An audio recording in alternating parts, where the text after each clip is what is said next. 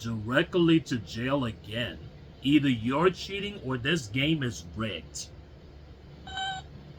Fine. Who was Fannie Lou Hamer?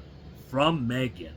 Well, on August 22, 1964, a lot of Americans were asking that same question.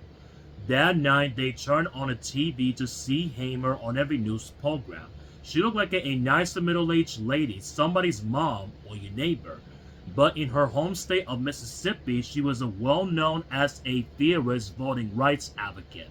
For the past 2 years, she'd been fighting to get African Americans access to the polls.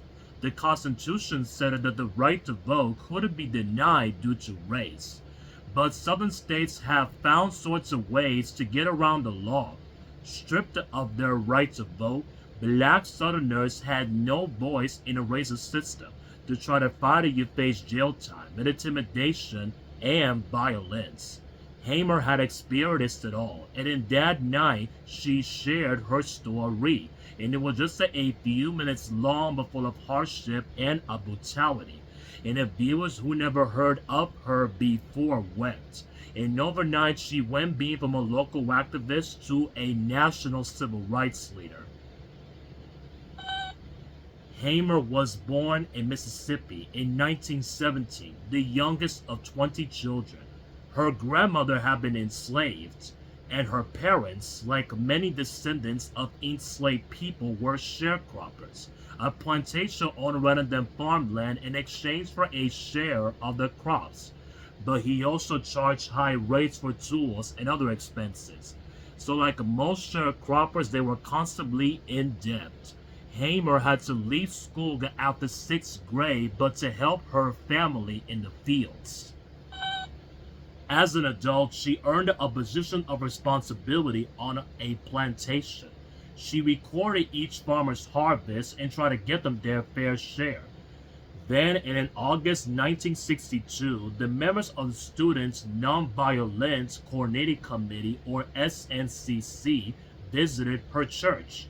All around the country, the civil rights movement was heating all the way up, and it's one of its major players. It is students, activists, and local community leaders but to join the fight. In Mississippi, they focused on registering black voters. They told the congregation they could sweep out racist officials. Hamer was stunned. She didn't even know that she had the right to vote. So when they asked for volunteers to go to register but to vote, she raised her hand all the way up high. No, it wasn't that simple. And an angry crowd gathered at the courthouse to meet the 18 volunteers. They tried to scare Hamer and the others from even trying to register. But the volunteers stuck together and made their way in. Inside the courthouse, the clerk was no more welcoming. He demanded the group to pass a test before registering. They were asked to explain a legal clause about the ex facto laws. Exactly, that was the whole point of literacy tests, to be nearly impossible but to pass. So clerks can refuse anyone the right to vote. They also demand a poll tax, a fee meant to discourage would-be voters. No surprise, all the SNCC volunteers failed the literacy test. And on the way home, their bus was stopped by the police. They said its yellow color was illegal. Hamer sang a song to keep the group's spirits up until they were let go. That night, she was fired from her job and evicted from her home. The plantation owner had heard about her attempt to register. A few nights later, somebody shot at the house where she was staying. Afraid for her children, Hamer considered leaving town for good. But she could not convince herself but to leave the place that her parents helped build. She rented a house from a neighbor and took a job with a SNCC committee. Hamer's home became a gathering place for volunteers and civil rights leaders, and among them, she stood out. She wasn't male, young, well-educated, or middle class. She knew what poor black families endured because she lived it. That first-hand experience made her a powerful speaker. She will often break into song to motivate crowds. Before long, she was well known for her singing voice as her activity, but her growing influence made her a target for race attacks. She got threatening letters and phone calls, and her husband lost job after a job. Somebody threw the bomb at her house, though luckily it failed to explode.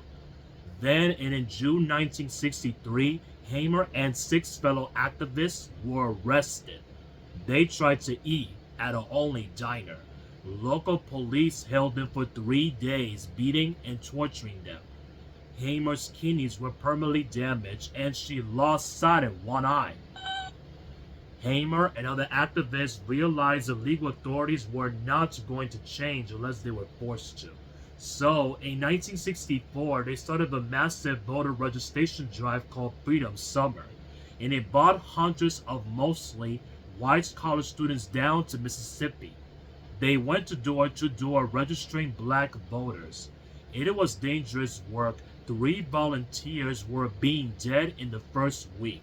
The nation could no longer ignore what was happening in Mississippi. For the rest of the summer, stories and shootings made headlines all around the country.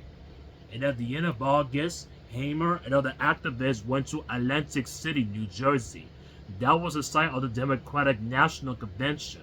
The big event awarded party choosing its nominee for president. Each state sends a group of people to cast the official vote. And no surprise, Mississippi's representatives were all white. Hamer's group was there to challenge their authority. So the state executed black voters. They said the declaration was illegal.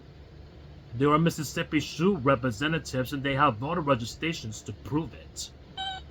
And the protests caused a lot of noise and Hamer was giving a lot to speak.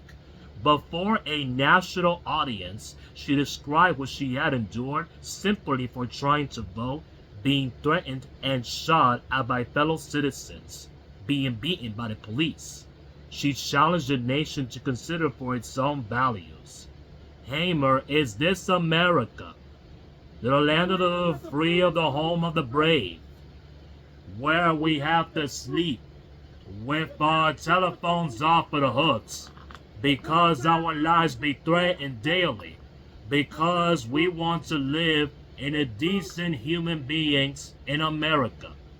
Her testimony replayed on the news for days.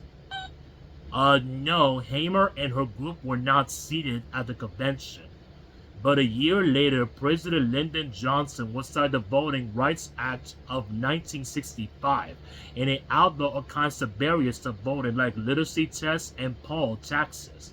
And at the convention in 1968, Hamer was chosen to be an official Democratic National Convention delegate. She received a standing ovation. Hamer's activity continued way past her primetime moment. She fought for women's rights and protested the Vietnam War and ran for office several times. She founded a Freedom Farm, a cooperative to help black farmers to climb out of poverty. Before her death in 1977, she was buried there. Yeah, I guess it is your turn to roll.